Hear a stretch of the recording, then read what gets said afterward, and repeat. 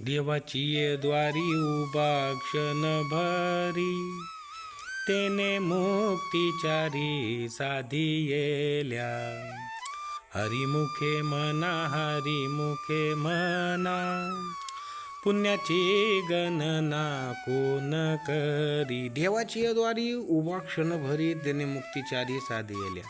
म्हणजे देवाच्या द्वारामध्ये आपण जरी उभं क्षणभर जरी राहिलो तरी चारी मुक्ती आपल्याला मिळतात. परंतु काही लोकांचा ह्याच्यावर आक्षेप आहे की काही लोक म्हणतात की आम्ही तर देवाच्या द्वारात भजनं केली, पंढरीत कितीतरी भजनं केली, कितीतरी कीर्तनात, कितीतरी प्रवचनात आम्ही देवाच्या द्वारी राहिलो, परंतु आम्हाला कुठलीही मुक्ती मिळाली नाही. तर ज्ञानोबा माऊली म्हणतात की देवाची या द्वारी उभा क्षण भरी, त्याने मुक्तिचारी साधिली. मग आम्हाला का नाही मुक्ती मिळाली, असं सामान्य माणसाचं म्हणजे मत आहे व सामान्य माणसाचे असे विचार आहेत. परंतु ह्या मूर्खांना हे माहीत नाही की माऊली कुठल्या उद्देशाने म्हणालेले आहे. देवाच्या द्वारी उभा क्षणभरी त्याने मुक्तिचारी साधिलेली आहे की सिच्युएशन महत्त्वाचं आहे. काय सिच्युएशन आहे, काय त्या सिच्युएशन आहे, ती वेळ काय आहे, वेळ काळानुसार सगळं काही, काळ वेळ नाम. तर अशा प्रकारे महत्त्वाची काळ वेळ असते. तर अशाच प्रकारे एक संत होती नाही का, संत कान्होबा पात्रा तिचं नाव होतं.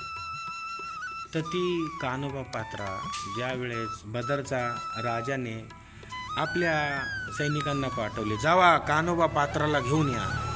कान्होबा पात्रा त्यावेळेस सुंदर होती आणि ती रूपवती होती, म्हणून तिचं गुणवर्णन काही सैनिकांनी त्या राजाला केलं होतं, म्हणून तो तिच्यावर भाळला होता आणि त्याने सांगितलं जावा तिला पंढरीतनं घेऊन या. तेव्हा पंढरपुरात ती कीर्तन करत होती. कीर्तनात 4-5 त्या बदरच्या राजाचे सैनिक आले आणि तिला म्हणाले की तुला बदरच्या राजाने बोलवलेले, तुला आमच्यासोबत यावं लागेल आणि तुम्ही जर मान्य केलं नाही तर आम्हाला जबरदस्तीने तुला न्यावं लागेल. तेव्हा ती म्हणाली की मला फक्त पांडुरंगाचं दर्शन घेऊ द्या, एवढी मला तुम्ही म्हणजे मी तुम्हाला विनंती करते, एवढी मला तुम्ही हे द्या, मग मी दर्शन करून लगेच तुमच्यासोबत येते.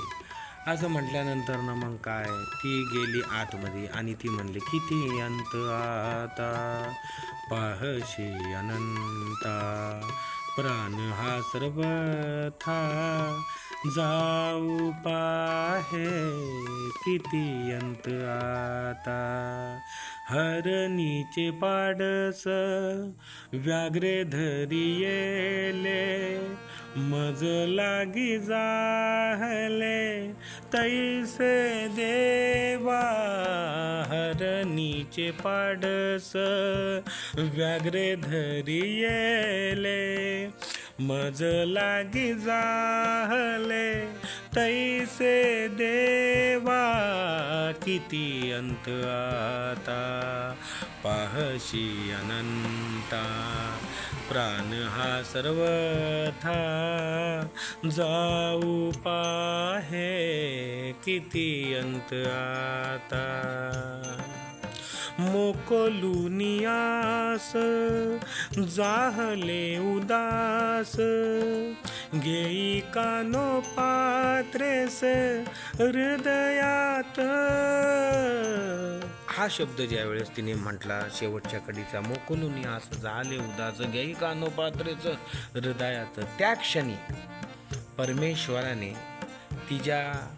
तिला आपल्या स्वरूपामध्ये विलीन केलं व तिला मुक्ती दिली. तिला सारूप्य मुक्ती प्राप्त झाली व ती वैकुंठात भगवंताने तिला नेली. लक्षात घ्या, त्याचवेळी तिचा शरीरातनं प्राण निघाला, तो भगवंतामध्ये समाविष्ट झाला नाही का. मग हे सिच्युएशन आहे की देवाच्या द्वारी उभा क्षण भरी. ते उभा क्षण ज्या वेळेस तो क्षण असतो, तो क्षण म्हणजे काकुलतेचा पाहिजे, हृदयातून पाहिजे, अंतकरणातून पाहिजे, त्यावेळेस ती मुक्ती मिळती जे ज्ञानोबांनी सांगितलेली आहे. काय सहजासहजी तुम्ही तिथं बसलाय, टाइमपास करताय आणि इकडच्या तिकडच्या गोष्टी करताय. परपंचात काय चाललंय उठारेटा ते भगवंताला सांगताय. मला मूल होऊ देन, मला माझे प्रॉपर्टी वाढू देन, माझ्या बायकोचा रोग जाऊ द्या. ह्याच्यासाठी तुम्हाला मुक्ती मिळणार नाही. ते सिच्युएशन लागतं. म्हणून देवाची या द्वारी उभा क्षणभरी त्याने मुक्तीचारी साधलिया. अशा प्रकारे खूप लोकांना, खूप संतांना तिथे मुक्ती मिळालेली आहे. आणि ज्ञानोबांचे जे ब्रह्म शब्द आहेत ते कधीही कुठल्याही काळात खोटे ठरणार नाहीत. कारण ज्ञानोबा हे म्हणजे मनुष्य नाहीत, महाविष्णूचा अवतारच सखा माझा ज्ञानेश्वर.